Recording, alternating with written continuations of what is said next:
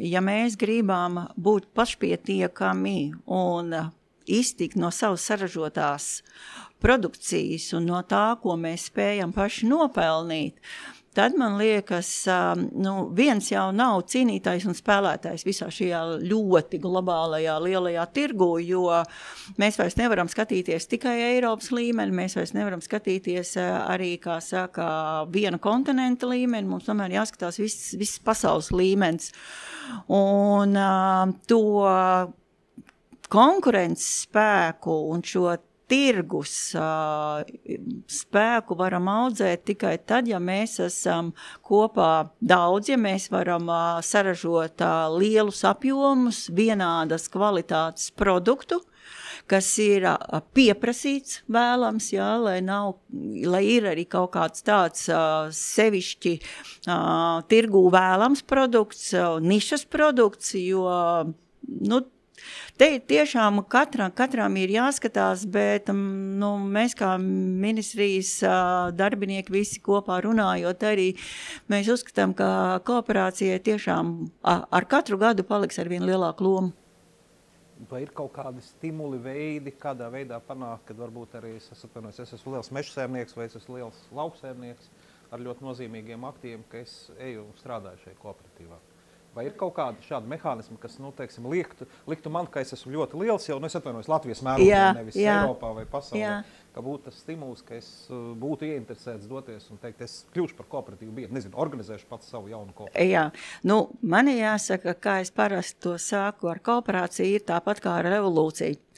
Viņa notiek tikai tad, ka apakšs vairs negrib dzīvot pa vecamu un augšs vairs nevar valdīt pa vecamu. Tikai tādā gadījumā, jo mēs nevienu no valsts līmeņa, mēs nevaram piespiest cilvēku stāties kooperatīvos.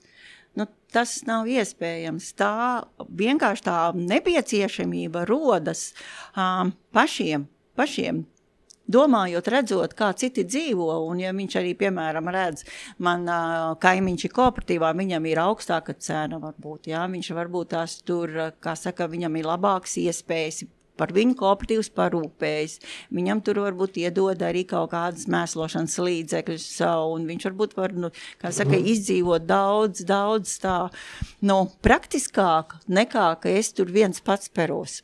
Ir viedoklis, atsevišķi, kad nav ko mākslīgi stimulēt iesaistīties kooperatīvos. Jā, es minēju par tiem 10 vai 15 punktiem, ko varētu sagaidīt saimniecība, ja viņi iestājās kooperatīvā. No 130 punktiem 10 vai 15 būtu tāds nozīmīgs skaitlis, būtu tāda motivācija. Ir diskusija, varbūt, ka tas nav vajadzīgs, bet no otras puses, tad, kad mēs runājam par kooperāciju jau būtībā nav tikai varbūt uzņēmēja darbības funkcija veids, viņa veids varbūt plašāku funkciju, es domāju, sociālo, ekonomisko, vēl kaut kādu, kas nāk līdzi. Ja mēs salīdzinām arī kooperatīvā vadības izdevumus ar, piemēram, SIA lēmumu pieņemšanas, arī kooperatīvu, piemēram, jūs nevarat pārdot, SIA jūs varat izveidot saimniecību un varat pārdot. Un tas nonāk ārvalstu investoru rokās, piemēram, meža nozarē arī. Mēs zinām, kad attīstās mežaniekam, piedalīja īpašumu, beigās viņi pārdod veselu paketi investoram. Kā būt ar šiem stimuliem? Vai tiešām šos stimulus nevajadzētu tomēr, papildus kāds vai punktu veidā, varbūt vēl kādā veidā, jo tādas labas lietas varbūt citreiz ir jāveicina. Sliktas lietas nāk paši par sevi. Tas tā kā jautājums man? Tas ir jautājums jums, un varbūt auditorijā var kāds arī pieminēt tos piemērus, kā kooperācija, piemēram, varētu attīstīties, bet ir uzņēmumi, kas varbūt paši varat pakomentēt, ka piena nozarē. Man savā laikā Mārtiņš Vaļko, Juris Sprukuls teica, tad mēs nosakam kaut kādu cenu, un tad tie, kas grib pārpirkt mūsu biedru pienu, vienkārši piemaksā tur centu vai divus klāt un pārpērk. Un Vaļko saka, es vienmēr ciešu šos zaudējumus, bet es redzu, ka kooperatīva ir nākotne. Patriotiski turoties, varētu jūs auditoriju varat kāds piemērs minēt, bet varbūt arī jūs kā to komentēt. Varbūt viens īsts komentārs arī no manas puses. Protams, ka kooperatīvs var ļoti daudz ko darīt saviem biedriem.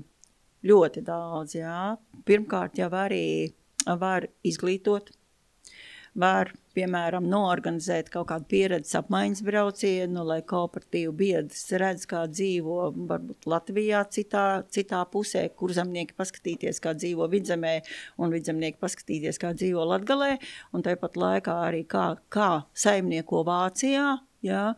Tā kā tā ir viena lieta, kas ir, un kooperatīvs, protams, ir viena no tām, ja viņš, protams, darbojas pēc kooperatīvu principiem.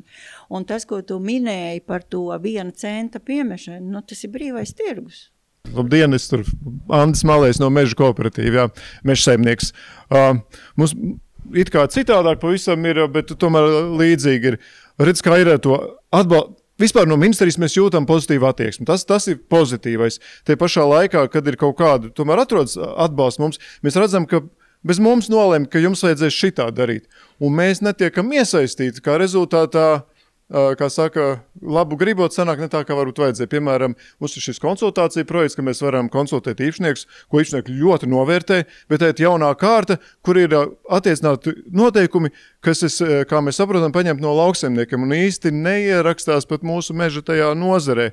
Līdz ar to, nezinu, mēs startēsim, pie tam mēs startēsim pat nevis ar citiem kooperatīviem, bet ar LLKC, Latvijas lauksaimniecības kooperatīvu. Nu jā, jūs zinat. Nu jā, un arī, nu, līdz ar to mēs tā kā neesam iesaistīti tajā procesā, un tagad mēs vēl spriežam, kā mēs tur piedalīsimies, vai mēs vispār to naudu apgūsim. Ja?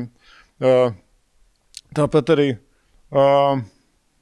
respektīvi, tīri no tās meža kooperācijas mēs jūtamies diezgan šaubīgi, jo īstenībā mums kooperatīvas samazinās.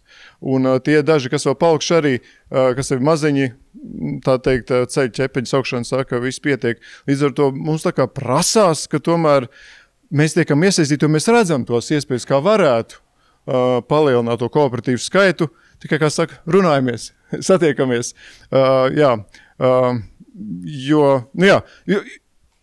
Restīvi, to kaut kur varbūt, es nezinu, vai tas sasies ar citiem kooperatīviem, bet tai mūsu meža nozarē, diemžēl tā, ka kooperācija ir tas veids, kā cilvēks var saimniekot, un viņš zina, ka netiek izmantot viņa nezināšana. Jo, diemžēl, ja jūs teicāt brīvais tirgus, tad skarbi un skaiti tas izklausīsies, bet lielākā daļa, procentāli stipri lielākā daļa lielo Latvijas mežstrādes uzņēmumu ir izauguši sākotnēji izmantojot šo nezināšanu. Diemžēl.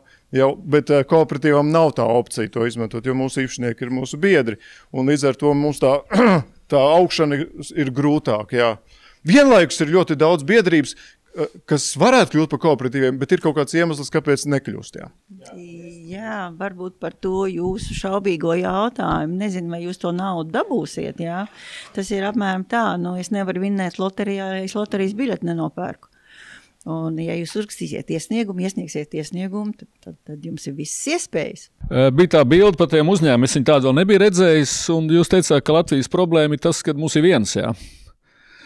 Un tur, kur ir vairāk īpašnieki, kur mēs esam laikam vistipiskākie, bet patiesībā dzīvē ir pilnīgi savādāk. Daudz ciešāk tiek respektēt tur, kur atnāk viens. Viņš uzsit dūri galdā, viņš pieņem lēmumus, viņš arī realizētājs. Un viņu respektē vairāk, tā skaitā arī šī ēkā. Viņš ir pārliecinošs, viņš zina, ko dara, viņš pieņem lēmumus, viņš rīkojās.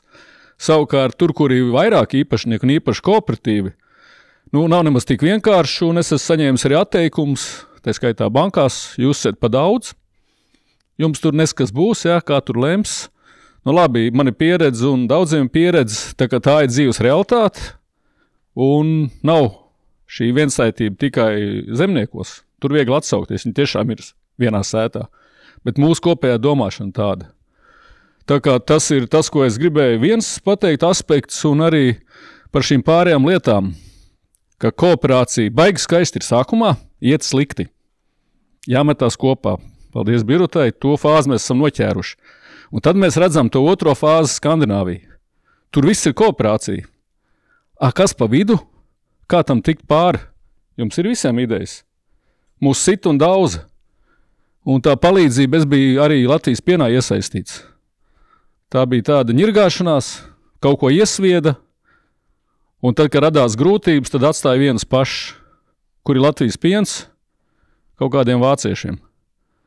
Kā pa vidu tikt pāri? Un mēs mīcamies visi, es arī esmu turpat, mēs esam pa vidu. Lai sasniegtu to kur ieklausās. Īsumā, paldies! Pienas LT kooperatīvs tagad eksistē, viņam atbalstīja valsts kritiskā brīdī, un Pienas LT varbūt Mirdz var arī nokomentēt, viņiem ir sadarbība, viņi ražo vairāk kā 1000 tonnas, mēs runājam par Epimu, Epims vēl iet uz savām 1000 tonnām, bet viņi jau sasnieguši Lietuvā. Un, diemžēl, jā, kad mēs esam zaudējuši šo Latvijas pienu, un bieži es esmu dzirdējis arī, ka mums piemina, kā pārmet. Es domāju, tas ir mācība, no kā var mācīties, protams, un nākotnē tādu neatkārtot. Bet, mēs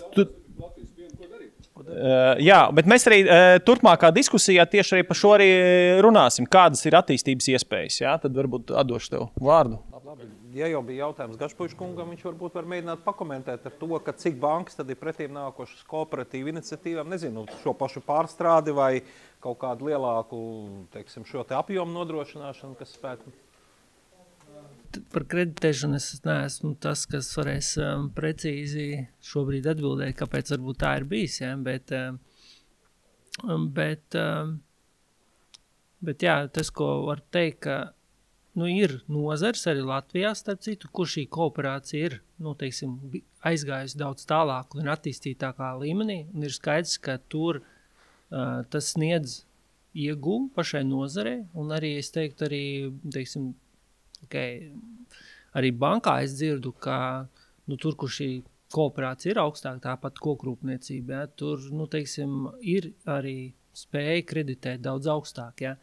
Tas, ka varbūt rodas šāda situācija, tas mans minējums, ja, ir jā, ka varbūt tādā sākotnējā stadijā, ņemot vērā to visu vidi, kad pie kaut kādām grūtībām tas kooperatīvs var izšķīst, ja, kad nav vēl nostabilizējies, es tīri tā teorētiski var pieļaut, ka, teiksim, kreditori var būt, ja tā var teikt, atturīgi, ja, šajā ziņā. Bet, jā, šis ir tas stāsts par to, ka kooperēšanās nav tikai jautājums varbūt par tiksim, jūsu nozari kā tādu. Es domāju, tas ir jautājums vispār par mūsu sabiedrību. Mēs to varam runāt praktiski par jebkuru sfēru, arī par politisko. Ja, kāpēc mēs neiesaistamies šajos procesos. Un arī šis ir jautājums, kas arī man ir aktuāls bijis, ja, citādos griezumos. Bet tas, ko es varu teikt, ka zināmā mērā, šeit ir tas stāsts, ka jādara, jākooperējas, jāmeklē nepārtraukt risināt. Teiksim tā, tas nebūs tā kā ar uzņēmējdarbību. Mēs izdomājām biznesu, tad viss aizies, tad mēs to būsim bagāti miljonāri vēl. Kooperācija droši vien ir tā, caur kļūdām, caur mēģināšanu, tur jau nekas cits gudrāks mēs nenonāksim. Ja? Un ir tā, ka šajā lauksaimniecībā, kur ir nozarēs, kur tā kooperācija praktiski ir tikai, praktiski vēl nav pat īsti aizsākusies. Un ir skaidrs, ka sākotnēji šķiet, ka es varu vienkāršāk, jo cilvēkam varbūt nepatīk tā birokrātija, kas zinām mērā nāk līdz ar kooperāciju. Ja? Bet šķiet, ka tas ir kā, teiksim, nav izveidojušies paradumi.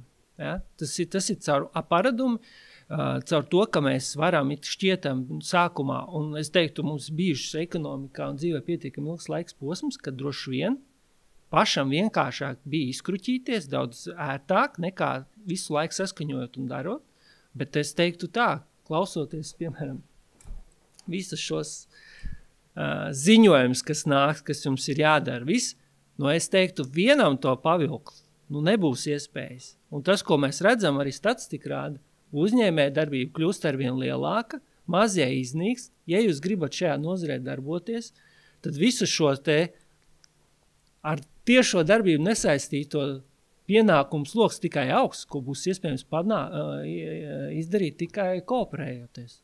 Līdz ar to es teiktu, ka šis ir, jā. Bet te, protams, atgriežoties pie šī jautājuma, tātad jūs strādājat SEB bankā, kas ir Zviedrijas, Skandināvijas liela banka. Piemēram, viņiem šie paši meža īpašnieki, ko te Malejkungs pieminēja, Sodra šobrīd arī Latvijā pārdod šos īpašumus. Ja? tad viņi ar bankām sen ir strādājuši. Varbūt, ka šo pieredzi arī jūs ar banku varat atnest uz šejienu, uz Latviju un paskatīties, varbūt pajautāt Jansona kungam, Malē kungam, arī citiem kooperatīviem, kas būtu tādā piemērošanā, ko varētu ielikt. Un jums jau ir banka, jau šī pieredze ir strādāt ar kooperatīviem, gan ar kredītiem, gan ar, teiksim, darījumu droši vien apdrošināšanu, faktoringa darījumiem, ka viss jau ir īstenībā. Tik jautājums, vai to var pārnest un kur ir tās Latvijas nianses, kas nestrādā, vai otrādi, kas varbūt šeit strādāt un tur ir kaut kāda iemesla dēļ. Es teikšu, tik detalizēti es nemācēšu teikt, bet ir skaidrs, ka, teiksim, tur Skandināvijā ir lielāka pakļaušanās, teiksim, kaut kādiem noteikumiem. Pie mums tomēr cilvēks ir iet ar savu tādu izpratni par tādām daudzām lietām, bet, teiksim, tā,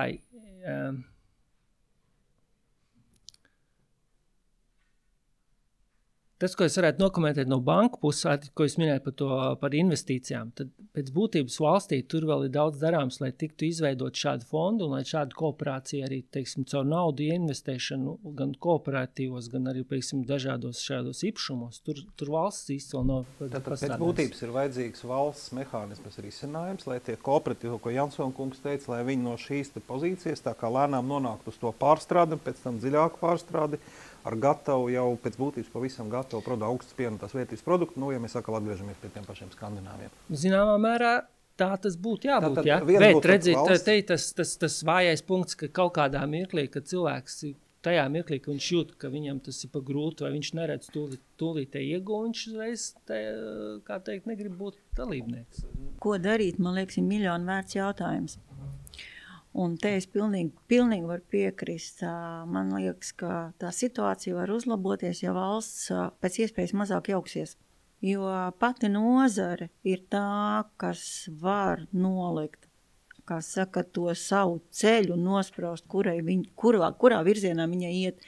Vai viņi strādās vienītī, vai viņi, kā saka, sašķaidīsies un katrs vilks to deķu savu pusi, vai viņi tomēr ies kopā. Un šeit es gribētu piekrist Gašpuiša kungam, ka Skandināvi ir, man liekas, mazliet atšķirīgāki no mums. Jā, ja šeit dzīvotu Zviedri un Somi, tad mums arī būtu viens kooperatīvs visā Latvijā. Bet šeit mēs dzīvojam latvieši. Un te mums ir jāsaprot, ka mums ir jāmaina vienkārši domāšana. Un tur es, Indula, tev varu piekrist, jā, ka no malas neviens jau neko nepateiks. Ko darīt? Ko teicu, bet arī tas, ko es dzirdu no kolēģiem, ja, ka lauksaimniecība ir viena no ļoti izteiktām nozarēm, kur ir ļoti augsts vidējais īpašnieku vecums. Un tā problēma ir, kas ir daļai, ko es rādīju, varbūt, kas attiecās uz visu ekonomiku, kas ir daļai ar kooperāciju, ka negatavo pēcnācējs, kad nav tā iesaistīšana.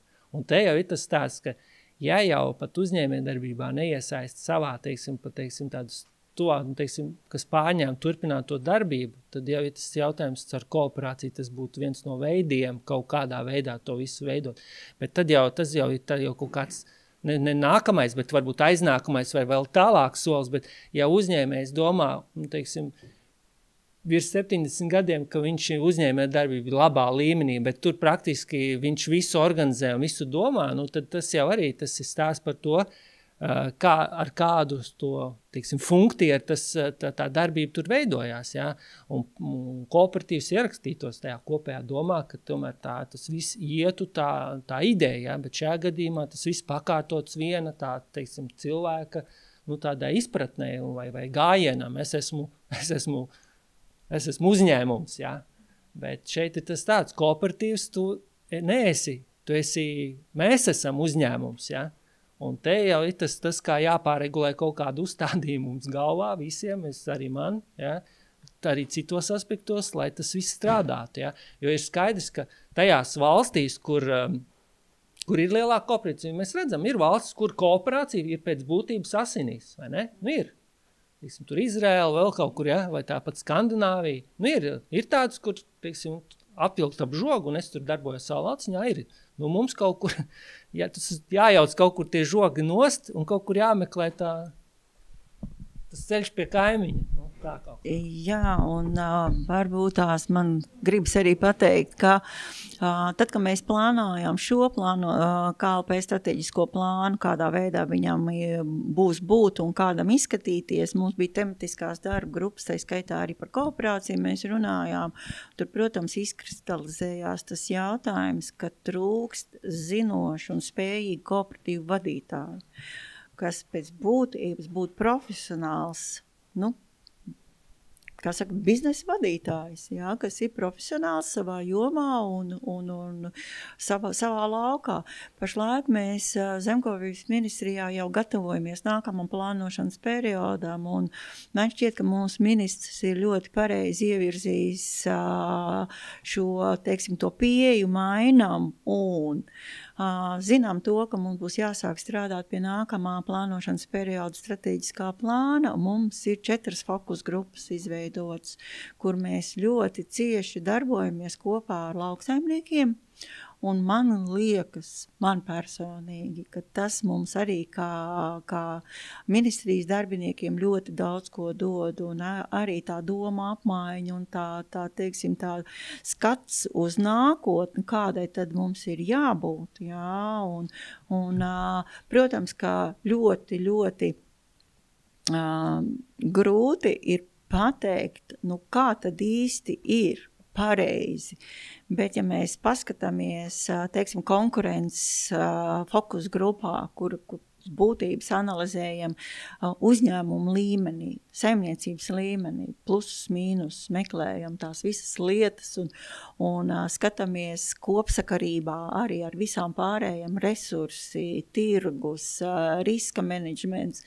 Mēs tās lietas, ja mēs redzēsim, kurā vietā ir tā vājie punkti, kurus mēs jau esam identificējuši, jā, un tad arī meklēsim tās sviras, kā to visu, kā piemēram burkāns un pātags princips, jā, kaut kas tam līdzīgs. Kā tas varētu sākt strādāt?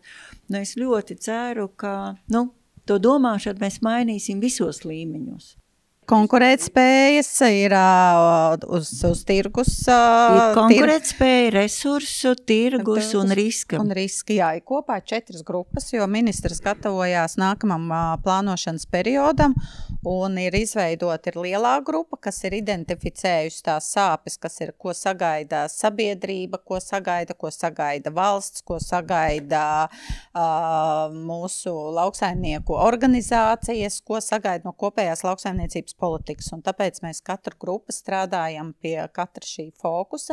Mums ir diskusijas arī ar lauksaimniekiem, un viena šī grupa, kas ir tirgus grupa, viņa zināmā mērā sasaucās ar šo kooperācijas jautājumu, un tā pirmā bilde, ko arī Biruta parādīja, viņa parādīja to, ka mums ir atbalsts, mums ir kooperācijai, es domāju, ļoti ievērojams. Mums ir gan izveides atbalsts, mums ir arī dažādām investīcijām atbalsts, mums var veidot dažādas uzglabāšanas iekārtas, mums ir arī saldēšanas iekārtas, un viss pārējais ir tikai vēlme aiziet un to paņemt. Taču mēs redzam, ka no visām saimniecībām tikai 9% ir kooperācijā. Un tad mēs paskatījāmies arī, jo mēs meklējām tos cēloņus, kas ir tā sāpe. Tirgus grupai tā viena sāpe bija kooperācijas trūkums, nav vietējie produkti tirgu un no galvas pārējās nenosaukšu. Un tad ir jautājums, ka mēs redzam, ka, ja mēs paskatījāmies arī šo tirgus cenu, tad, piemēram, graudos mēs redzam, kur ir, graudos ir izteikti kooperācija. Tur mēs redzam, ka Latvijas cena no Eiropas vidējās ir vidēji kaut kur 90%, pat augstāk, atkarībā no laika apstākļiem vai kaut kādiem citiem. Ir tā, ka ir pat 100%. Citās nozarēs, piemēram, ja mēs pienā paskatāmies, kooperācija ir ļoti daudz kooperatīvu mums, bet piena cena, ja mēs paskatāmies vidēji pret Lietuvas, Igaunijas un Polijas, mēs esam knapi kaut kur 76, kaut kur 75%. Ābolos arī mēs esam vidēji kaut kur ap 70, no Eiropas. Un tad ir vienmēr rodās tas jautājums, kāpēc ir atbalsti, bet kāpēc tad nav kāpēc tie kooperatīvi neveidojās. Un tad mēs arī... Kur Kurš ir no kooperatīvu pārstāvjiem tādā tirgus grupā? Tirgus grupā tur ir, viņa ir izveidota, katra grupa ir izveidota, to ir izveidojis ministra izveidojis, jā. Ir kāds pārstāvis?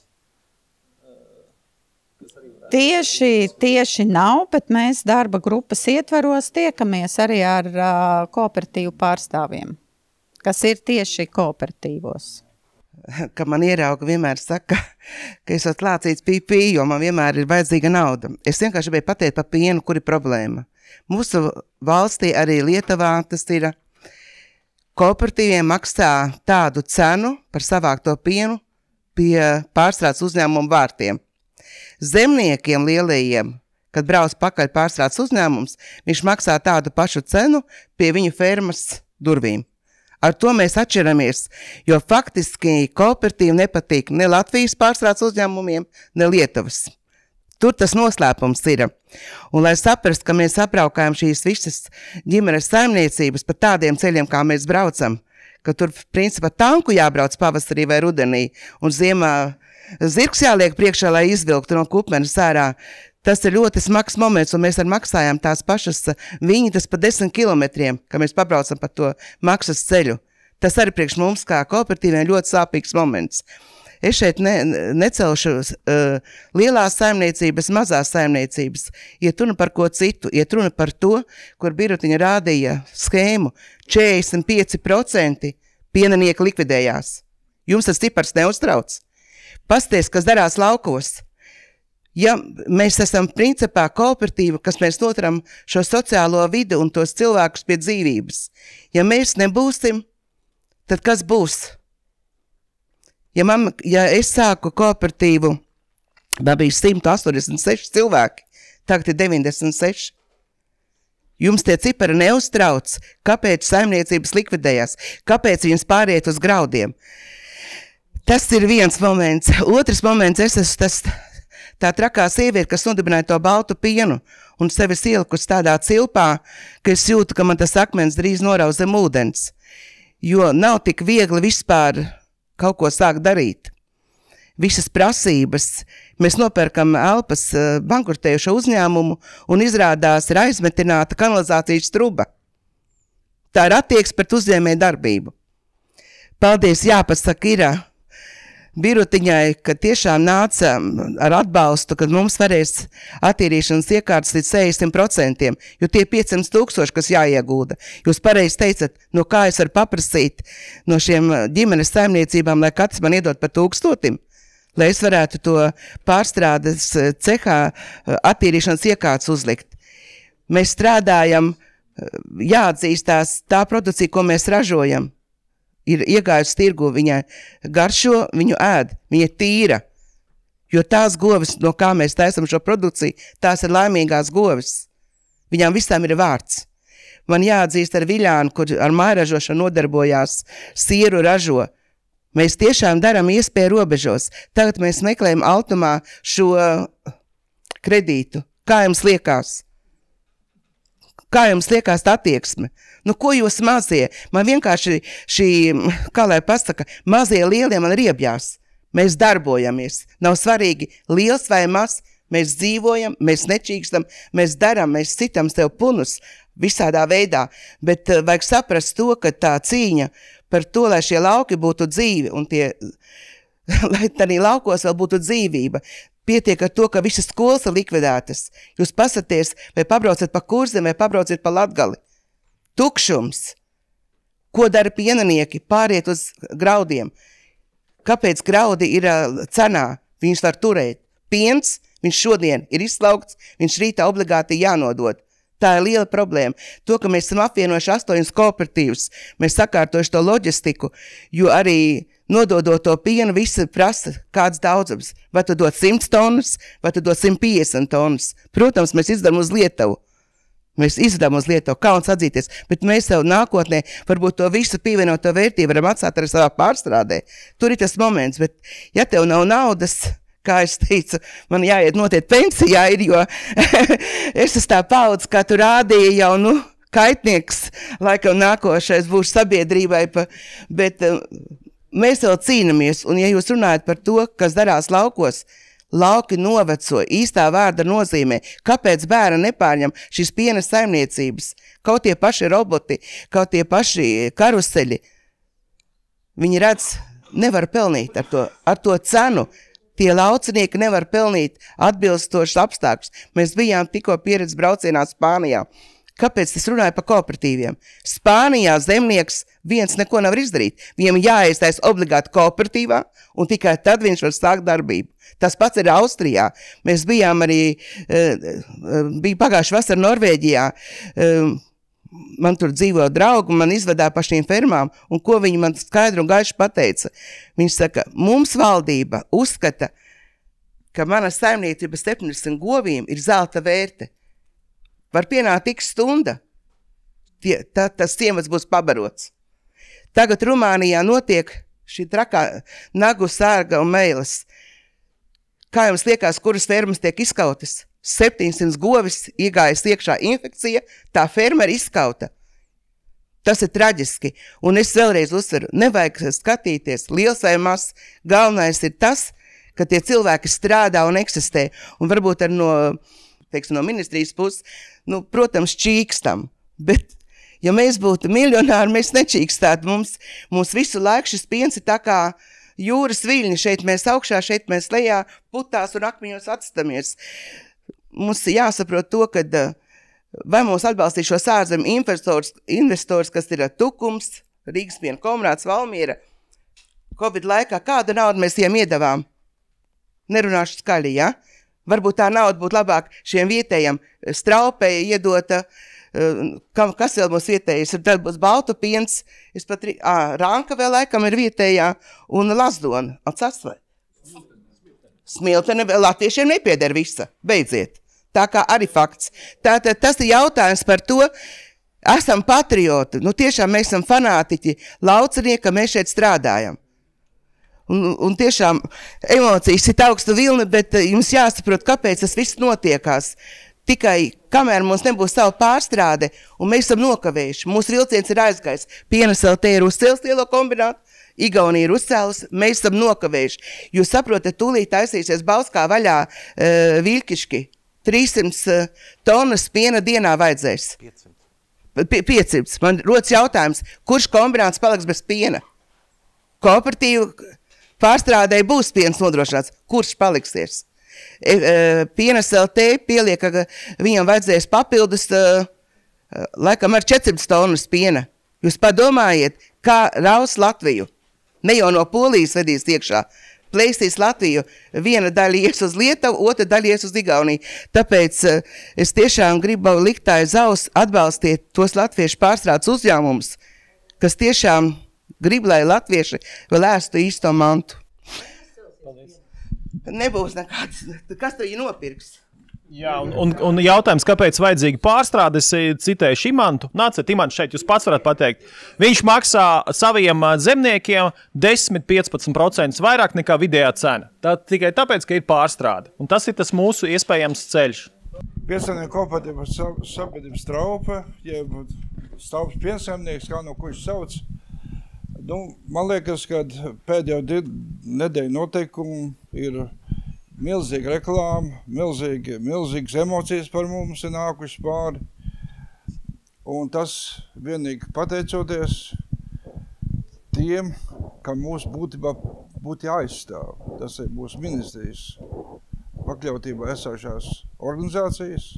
Šajā gadījumā Pārtikas veterinārais dienests, kurš bez kāda iemesla brīfingā sakarā ar E. coli izplatību bērndārzos, pirms tā veicot neskatāms pārbaudas. Veselu mēnesi mūs visu pārbaudīja, visas produkcijas, gan uzņēmumā, pārstrādē, cilvēkus, neko neatstāt, bet brīfingā atļaujās pateikt uz jautājumu žurnālistu atjautājumu, kā tagad attiekties pēc Straupas produkciju, iesaku atturēties.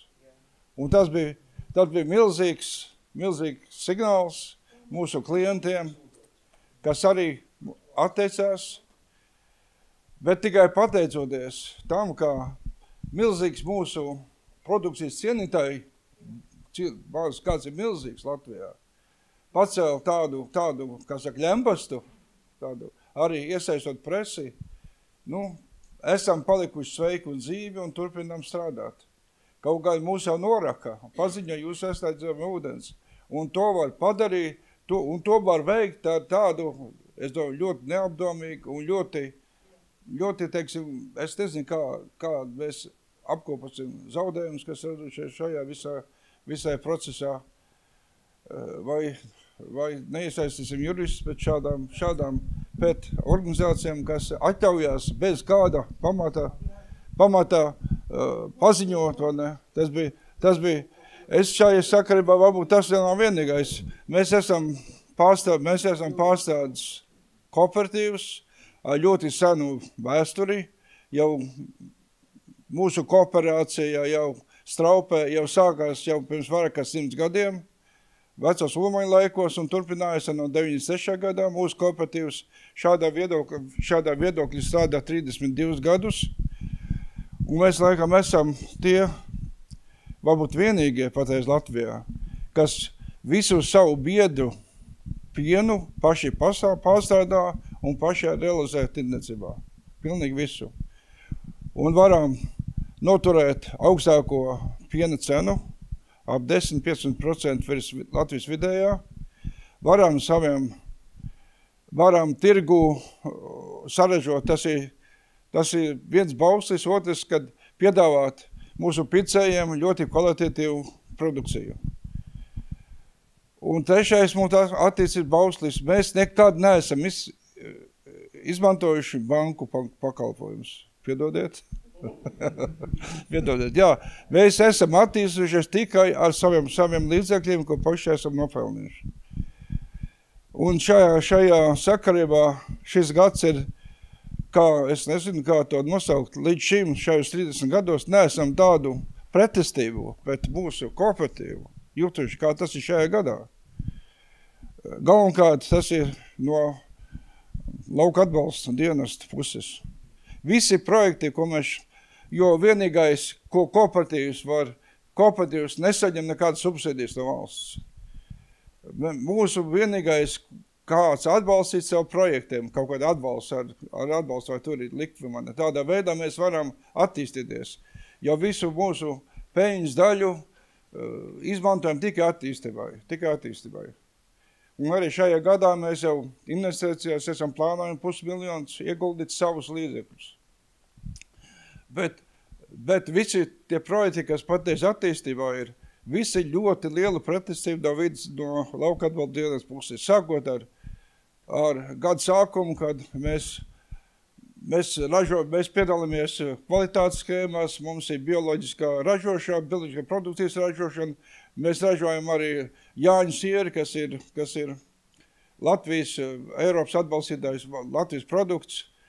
Par to var saņemt subsidijas. Mums jau arī atrada iemesli, kāpēc atteica. Paldies Dievam, pārsūdzējumu mēs savu naudu saņēmām par to atpakaļ.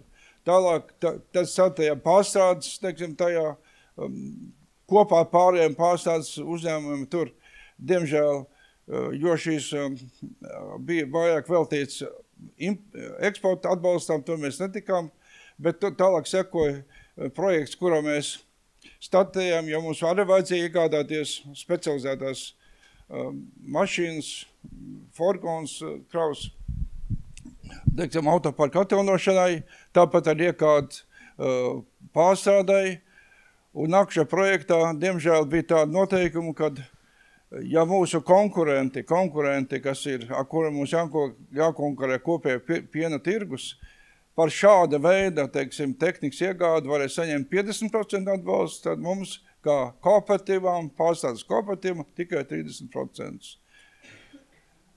Tālāk mēs arī iesniedzam projektu, mums joprojām pēdējais, kā saka, tās bastions, kas pienotavā bija jānomaina, bija vecā katlamāja, kur joprojām darbojas ar ogļu katliem, piekūpinot varbūt apkārtni.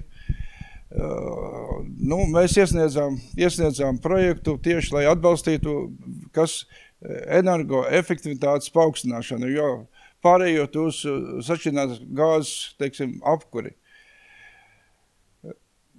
It kā pienāktos 50% atbalsts, 30% tagad ir veidot visu dažādus šķēršļus un dažādus iebildumus. Galā saņēmam 30% tagad. Šis projekts iet uz beigām. Es domāju, ka patreiz jau vairs ogles mēs neizmantojam. Jau kurinām jau pagaidu katlu, kamēr visi iekārti izvāks ārā un uzstādīs katlamājā jauno katlu. Ogles vairs nav. Tātad šis viss jau projekts iet uz beigām, bet tā attieksme, es nesaprotu, vai tās organizācijas, kas viss darbojas zem lauksaimnieku atbalstīšanai vai zem zemkopības ministrijas paspārnes, vai viņas ir domātas, lai atbalstītu vietējos ražotājus. Sevišķi tādi, kad es domāju, tā ir tādu kooperatīvu, kas mums ir palēmējies. Viņi saglabāt 30 gadus, un mēs esam, kā jau es teicu, mēs neesam izmantojuši tikai savus pelnītos līdzekļus. Un pie tā mūsu kooperatīvas ir tieši tas, kas nodrošina laukos vēl to saucamo mazās zemnieku saimniecības. Mums tikai 2 saimniecības no 30 biedriem, kad mums palikuši tikai 2 saimniecības, kam vairāk par 100 goviem ir. Pārējās lielākā daļa ir 10 un zem 10 pat. 2 līdz 10, apmēram 70% ir tādas saimniecības. To kā apkārtā. Tā kā es nezinu, vai neesmu pārliecināts un neesmu šogad jutis, kad šādā veidā kooperatīvu, kā mēs esam saņemtu to atbalstu, kāds varbūt pienāktos. Un tamdēļ es nevisai arī redzu to perspektīvu, jo es atceros mani jau visu tā vēsturi, visa piensaimniecības vēsturi gandrīz vai atmiņā stāv, jo visu mūžu es ar to nodarbojies. Un tie visi neveiksmīgie projekti, ko attīstīja tieši, lai veidot pārstrādi. Un es tiešām midzēju izsakt lielu līdzjūtību to uzņemoties. Tas ir milzīgs. Un sevišķi, ja jāsāk no nulles un visu, un bez kaut kāda, teiksim, ļoti ierobežotiem finansiālajiem līdzekļiem, jā, tas ir ļoti grūti un pat, es domāju, pat neiespējami. Jo arī tie projekti, ko līdz šim virzījās kā pārstrādes kooperatīvu, diemžēl viņi neveiksmīgi, bet, kā saka, mums palēmējies ir. Es tikai šo uzstāšanos, varbūt šos replikas, es domāju, vajadzētu tiešām tām organizācijām, šajā gadījumā tas ir lauka atbalsta dienests, nemest, tikai censties, tad, kad stājās, teiksim, amatā, Ģits Krūmiņš jaunajā amatā, viņa citāts, kas bija publicēts Lopkopija žurnālā, ko droši vien lasat, kad konsultē un pēc tam sodi. Konsultē un sodi. Neviena gadījumā nav konsultēts, bet uzreiz sodīts. Šo principu tomēr vajadzētu pieturēties attiecībā pret visiem lauksaimniekiem, ne tikai pret kooperatīviem. Konsultēt un sodīt. Paldies, Imant. Varbūt arī viens ierosinājums, ko arī konsultē padomē var ielikt. Tas ir viens no piemēriem, kad tiek nodrošināta produkcija no lauka līdz galdam. Birut, tu komentēsi, bet vispirms es gribēju pateikt Imantam pirmkārt paldies par to, ko tu esi izdarījis dari. Mēs tevi atbalstam, mēs lietojam straupas produkciju, bet es domāju, ka es nekomentēšu droši vien tos lēmumus, kas jau ir pieņemti. Mēs darām visu un atbalstam tik tālu, cik mums ļauj pasākuma nosacījumi. Un, jā, par īsajām piegādes ķēdēm, es domāju, man Birta palīdzēs atbildēt detālāk, bet atbildot arī Roland uz tavu sākuma jautājumu, vai investīciju pasākumos kritērijs par dalību kooperācijā var būt stimuls, viņš ir stimuls, jo Tad, kad ieviesa šo kritēriju, to ir izmantojušas 800 saimniecības kopā, kas ir pietiekami liels skaits, un tas sakrīt ar iepriekš komentēto, kad kooperācija ir vajadzīga mazajām saimniecībām. Un paskatoties, kam šis kritērijs ir vairāk dots, ir no 800 saimniecībām 70% ir dots tieši mazajām vidējām saimniecībām, kas liecina to, ka tiešām kooperācija ir vajadzīga tieši šīm saimniecību grupām. Un no manas puses vislielākais aicinājums ir šobrīd kļūt aktīviem un iesaistīties ministrijas darba grupās uz jauno plānošanas periodu, kas būs pēc 27. gada. Jo tieši šobrīd ir diskusijas, vai vispār granti būs un kādas būs investīcijas, vai tie būs tikai finanšu instrumentu ar aizdevumu elementiem. Un līdz ar to man šķiet, ka kooperatīviem būtu jābūt tādiem centrālajiem finanšu platformām, kur ieguldīt šīs publisko finansējumu jēgpilni un mērķtiecīgi, lai maksimāli varētu sniegt tiešām atbalstu mazajām idejām, saimniecībām, gan ar pakalpojumiem, gan ar zināšanām. Tā kad no manas puses tiešām ir aicinājums aktīvi iesaistīties un veidot šo politiku kopīgi jaunajam plānošanas periodam.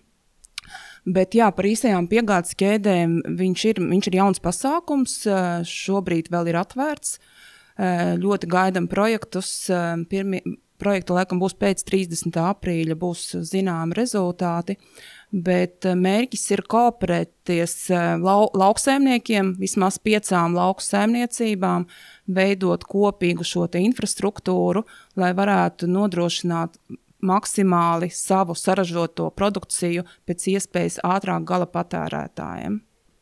Labdien, kas man nepazīst Augļukopju asociācija, bet vienlaicīgi Baltijas ogu kompānijas.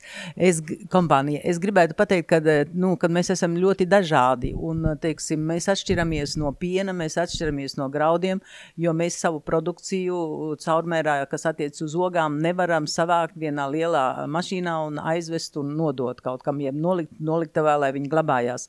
Mēs praktiski esam no lauka līdz galdam, jeb precīzāk sakot, no lauka līdz lielveikalam. Un šajā te momentā, kam jābūt, lai būtu labs kooperatīvs stingrs un lai cilvēks gribētu iestāties kooperatīvā, pirmkārt es gribētu teikt, ko jau Birute teica, ir jābūt zināšanām, ir ķeroties kaut kādai lietai klāt arī tai kultūrai, kuru tu esi izvēlējies, tev ir jāzina no līdz, teiksim, un jābūt ir kaut kādām zināmām prognozēm, ko tu vari sagaidīt. Piemēram, kaut vai kultūra, ar ko es nodarbojos, tas ir tagad kaut kur apmēram 20 gadi kopš pašiem pirmsākumiem par krūmelenēm, un mēs aizbraucām uz Poliju, vēl aizbraucām tur uz Berlīnu un vēl tur uz Vāciju, pie zemniekiem, un tur, var sakot, par ogām liela cena, viss kārtībā, izstādē vispār nekur nevar atrast neko par melenēm, un tagad ir pagājuši jau tie 20 gadi, un tagad aizbraucot uz to izstādi, vairs nav neviena vieta, kur tās melenes nav, un redziet visu cauru gadu, viņas ir veikalos, un tā cena pretstatā visam, kas ceļās uz augšu, mums viņa īpaši uz augšu neceļās.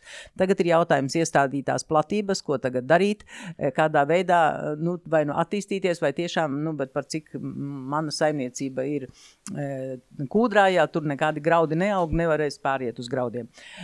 Un tātad iespēja ir, var sakot, atrast visas inovācijas, mehanizēt un, var sakot, izvēlēties šķirnes, kuras var mehāniski novākt, tas ir iespējams, un tādā veidā, var sakot, pazemināt pašizmaksu. Tas ir numur 1, ko mēs lai mēs varētu, teiksim, konkurēt. Grūti mums ir konkurēt ar poļiem, viņiem šis te arī PVNs, kas ļoti iedarbojās uz visu šo procesu, viņiem arī ar strādniekiem ir tur daudz vienkāršāk, lai viņi tur uzaicinātu, viņiem tur praktiski gandrīz viņi tur neko nemaksā, un viņiem arī tas atbalsts tur ir lielāks. Bet, caurmērā, teiksim, mūsu cilvēks, mūsu pircējs ir tomēr, kā saka, uzteicams, jo viņš izvēlēsies Latvijas produkciju un tās ogas arī, kas attiec uz ogām, viņas ir garšīgākas un varētu teikt veselīgākas, jo, piemēram, mēs varam lietot tikai kaut kādus 3 preparātus, apkarojot slimības, poļi lieto 7 un vēl atkārtoti, tā kā atlikums ir viens un tas pats pieļaujamais. Poļiem ar viņš nepārsniec, bet toties jūs ēdiet 7 atlikumus, pie mūsu ogām pieņemsim 3 atlikumus, bet tā kā naudas mums nav, tad tur tikai viens atlikums, jo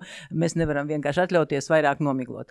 Nu, tas tā, bet es domāju, ka kooperācija vismaz augļukopiem, es ceru, ka, ja kādam ir iebildumi no maniem kolēģiem, lai saka, kad ar mazām tādām galīgi tādām ģimenes saimniecībām mēs nekur nevaram tikt, jo, teiksim, tiem cilvēkiem, kam ir šīs te platības līdz 5 hektāriem, viņi kaut kā tur norēzē. Viņi ir tirgus, tad tur draugiem, radiem kaut ko pārstrādā tā tālāk.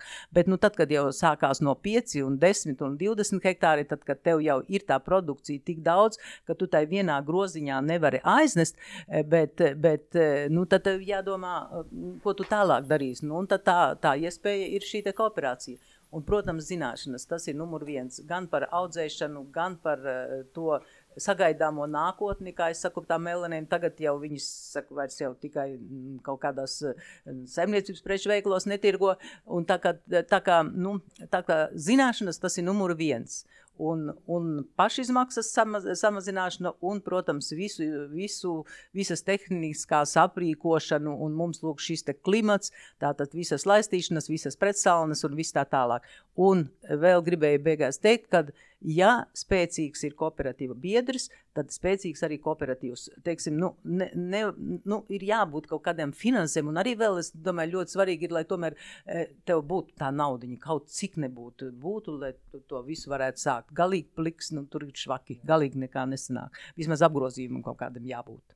Tas ir viens no mūsu postulātiem. Spēcīgas saimniecības veidos spēcīgas kooperatīvas. Jā, un gribēju pajautāt Ladam, kā tas ir, ja, piemēram, mums jāiegādājas viena iekārta, kuru vispār nekur nevar atrast, beigās viņa ir no Amerikas, viņa ir Eiropā, kā mums viņu tagad noformēt, kur vēl tās 2 atrast, kā viņu ielikt tajā katalogā, tas tāds varbūt ļoti īsi. Jā, šis ir tāds labs izaicinājums, laipni aicināt pie mums uz konsultācijām, kopā mēģināsim saprast, kā notiek tirgus cena, bet es domāju, ka tas nav neiespējami. Tur jārunā ar katalogu ekspertiem, un es domāju, ka var rast risinājums. Sveiki visiem, kooperatīvs Medotava. Mūsu stratēģija apvienojoties ir tāda, ka mēs gribam realizēt tikai produktu gala patērētājiem, tātad maksimālo pievienoto vērtību, neesam daudz, maza ģimene, tā varētu teikt. Tā pašā laikā eksportējam gan uz Japānu, gan arī uz Eiropas valstīm. Šobrīd strādājam, lai tiktu Vietnamā iekšā. Bet ko es ar to gribu teikt, kad kopā mēs sadarbojoties, viena lieta, ko mēs risinām, ir efektīva ražošana. Jā, tātad pašizmaksa, otrs ir maksimālā pievienotā vērtība, kur vajag gan iekārtas, gan zināšanas un tā tālāk. Bet šodien tieši klausoties, es vēl te vienu lietu, Rolanda, nesaprotu, tu saki 80% tā kā lauksaimnieki, tas mērķis. Jā. Mēs tā izdomājam. Šobrīd ir 9. Tas jautājums tāds. Mēs jau tos 80 varam sasniegt. Pagaidām vienkārši tie mazie lauksaimnieki atbirs un mērķis būs izpildīts. Vienkārši jautājums tāds, vai ir kaut kāda šobrīd, ja tā vīzija ir, tad tāds, varētu teikt, masterplāns vai redzējums, ejot uz šo te virzienu, pirmkārt, kā ir kaimiņos, cik tur viņi ir tālu, otrs, kādi ir ieguvumi gan katrai saimniecībai, gan varbūt valstī kopumā no tā, kad tur mēs esam nonākuši, un tad trešais, kādi ir tie atbalsta mehānismi, kas mūs visus dzen, tur tas burkāns un pātaga, kad mēs saprotam, kā virzieties, jo atkal savā kooperatīvā, principā, kā mēs šobrīd redzam, mēs izstrādājam, teiksim, veidu, kā efektīvi dravot un ražot produktus, un pēc tam katrs, kas grib iestāties, praktiski viņš tā kā franšīzē nāk iekšā, viņš, kā teikt, ienāk un dara, un mēs palīdzam, nodrošinam varbūt ar infrastruktūru, un mēs to ražošanas kapacitāti dabonam, jo noiets mums ir produkti, Tā kā tas būtu tas veids, un tad es saprotu, kā tā pieminētā mazā lauksaimniecība, kur varbūt domā jaunā paudze, ko darīt, viņam ir iespēja izvēlēties, tad viņš iestājās, bet atkal no valsts puses redzu, ka tomēr kooperatīvs ir ilgtspējīgākā, varētu teikt, platforma, kur var arī šos atbalstus visus un stimulus, teiksim, dot, un tad kooperatīvs jau piesaist šīs mazās saimniecības un darbojās, un varbūt noņem kaut kādu administratīvu slogu pat no valsts tādā ziņā, arī uzraudzībā un tā tālāk samazina šos riskus. Vai šis plāns kaut kur top, vai par to ir tā kā domāts tagad skatoties uz priekšu, jo tas, tie 80 un 9 tur ir, milzīga telpa. Kāpēc to arī jautāju? Es esmu strādājis lielos uzņēmumos tieši pie pārmaiņām, kā no šejienes, teiksim, nonākt šeit, un kādas ir jāveic šīs pārmaiņas. Un tad parasti ir šie indikātori, kurus mēs skatāmies, teiksim, veicam pārmaiņas, saprotam, kā mums iet, kas ir forši, kad var nosvinēt tās mazās uzvaras, ir jau kaut kādas kļūdas, no tām var mācīties, bet mēs visi ejam uz to mērķi, un to tā kā gribētu saprast, jo tas viens scenārijs ir vienkārši nedaram, un tad mēs tur varbūt arī nonāksim pie kaut kādiem procentiem, jo tā izskatās pēc tiem datiem, ko mēs redzam. Ja? Kā tur ir? Varbūt kaut kas tajā virzienā jau ir. Jā, paldies par jautājumiem. Un, kā jau te ir pieminēts, ka investīcija pasākumā, kā bonus ir šie papildus punkti tiem lauksaimniekiem, kas ir kooperatīvu biedri. Un es gribētu teikt, ka man tā liekas, ka pareizais virziens ir, ka tam biedram ir jābūt vismaz 5 gadus viņam tajā uzraudzības periodā, kamēr notiek tas projekts. Sanāk ilgstošāk ir 3 gadi pirms tam un vēl 2 gadi. Jā, jo pēc būtības jau sākotnēji, kad mēs ieviesām šo punktu sistēmu, bonus sistēmu, kas ir arī kā burkāns un tagad nāk klāt, ka viņam ir jābūt tajā kooperatīvā, jo tas bija tāds mirkļa aicinājums un tiešām ļoti daudz, man liekas, jūs kā kooperatīvu vadītāji to izjutāt, ka ļoti daudz iestājās un tūlīt pēc 2 mēnešiem viņš stājas ārā. Vai ne? Un tas ir tas, ko mēs tā kā gribētu tomēr arī saglabāt, lai paliek šis bonus. Jā, esi kooperatīvā, tu dabūsi bonus, bet arī paliec tajā kooperatīvā. Un stiprini viņu un darbojies un esi līdzatbildīgs tai visam procesam, kas tev to bonus ir devis. Jā. Un tālākā tas redzējums un skatījums, kā jau arī Dats pieminēja, ka mēs tiešām tajās fokus grupās pašlaik skatāmies un vērtējam, un tas, ka bez tās kooperācijas nebūs iespējams dzīvot. Man tā liekas, mums ir visiem skaidrs, tikai ir jāatrod tā pareizā pieeja, kā, teiksim, mērķēti virzīt atbalstu, lai mēs arī iegūtu to labāko rezultātu, lai viņš būtu ilgtspējīgs un ilgtermiņā, lai nebūtu tāds 1-2 gadu tikai kaut kāda piešprice un tad atkal, tad ir tas veidojas tas placebo efekts apmēram, ka es varu būt vesels, ja es labi jūtos. Bet tā problēma, es pat negribētu viņu saukt par problēmu, tas vienkārši ir laikam jākļūst par dzīvesveidu, ka man ir jābūt kopējā ražotāju grupā. Tas nav tikai kooperācija, ir daudz un dažādi sadarbības veidi, kā var stiprināt gan sevi, gan arī kaimiņu un nākt kopā sadarboties. Tas pats pieminētais vietējās rīcības grupas, kur pašvaldībās skatās un iegulda naudu tur, kur tiešām vislabāk vajadzīgs. Un tagad līderi projektos, kā jūs ziniet, ir uzņēmēja darbība atbalstāma, nav tikai sabiedriskā labuma projekti. Un tā ar maziem solīšiem es domāju, ka mēs varam panākt daudz. Tad es tikai varu apkopot 2 priekšlikumus, varbūt, viens bija par šo meža konsultācijām, mēs varētu iesniegt, un otrs varbūt tās arī, ņemot vērā, ko Imants arī teica, kad ir šīs iespējas, mēs orientējamies uz eksportu, tad tur arī papildus it kā pievienotā vērtība nenodrošina savu tirgu, un daudzi pārstrādātājs savu tirgu patiesībā zaudē 24% tikai vietējiem piena pārstrādātājiem pieder tirgus. Varētu ieviest varbūt vienu papildus kritēriju 17,2 punkts, ja nodrošina no lauka līdz galdam, tad varētu arī iedot papildus punktus, un tādā veidā 30 punkti plus 10, paldies, mēs jau kopā 40, un tad būtu arī 50 punkti, un tas būtu vismaz līdzvērtīgi piena pārstrādātājiem. Vai būtu iebildums, bet es domāju, mēs tādu varētu nosūtīt tādu priekšlikumu. Es ceru, ka jūs arī atbalstīsiet tur. Ļoti labi tā. Labi, es došu noslēdzošos vārdus Mārim, kurš ļoti uzmanīgi klausījās, un mēs zinām, ka būs arī rezultāts arī dienas biznesā, bez šaubām, kas ir politiskais rupors mums savā ziņā, jo zinu, Māri, ka tavus rakstus lasa un finanšu ministrija vēl šie tie ieklausās. Tā kā dodu vārdu tev. Paldies jums par šo diskusiju. Diskusija tikai apliecina par to, ka diskusijās dzims dažādas idejas, iespējams arī jauni pavērsieni, iespējams jauni risinājumi. Un varbūt arī kāds pēkšņi sadzird to, ko viņš pirms tam nedzirdēja. Latviski saka ir dzirdēt, bet īstenībā jau laikam ir sadzirdēt. Tāpēc novēlu jums visiem sadzirdēt, ko jūs sakiet viens otrs, viena otrā ieklausīties un atrast vislabākos risinājumus, lai mēs kopīgi visi, jūs kopīgi visi, un tātad mēs visi kopīgi, kas šeit dzīvojam, arī ne tikai patērētu jūsu garšīgo produkciju, bet arī jūs attīstītos, un mēs kopā pēc gadiem 10 runātu par, ka mums ir tādas pārstrādes, ka mums ir šitādas iespējas un tādi un tādi kooperatīvi. Novēlējums veiksmi un tikšanos citu reizi. Paldies jums par izturību. Visu labu! Paldies!